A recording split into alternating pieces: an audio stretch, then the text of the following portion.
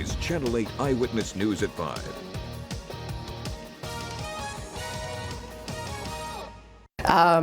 So I adamantly oppose Nebraska reducing this number to 3. I think it is a serious mistake.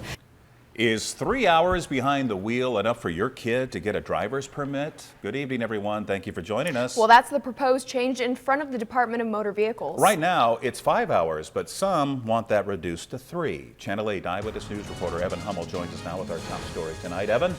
Megan and Rod, there was a hearing today in front of the DMV and its lawyers. The proposed rule change would lower the time needed for teens to get their license.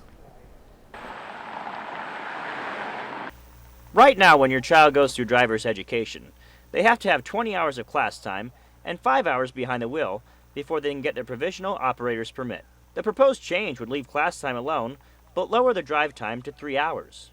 Zach Kapanis of Road Ready Driver Training says the potential savings for instructors isn't worth the risk to safety.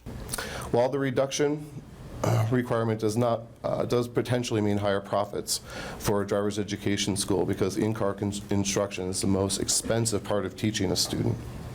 This is at the higher cost of reducing driver safety. Dennis DeLong also runs a driving school and supports lowering the required hours. I do feel that it's important that whenever you add hours or time to a class or whatever it is, whatever you do in life, by adding more, you'll most likely incur more cost. DeLong argued that some students required less and others more training. And by spending 5 hours on every student, it costs him and the consumer more. Beverly Reichs of the National Safety Council of Nebraska disagreed. Now, Mr. DeLong must live in Lake Wobegon, where all the women are beautiful and all the teens have perfect driving skills before they come to him, because that is not what we see in our driving school.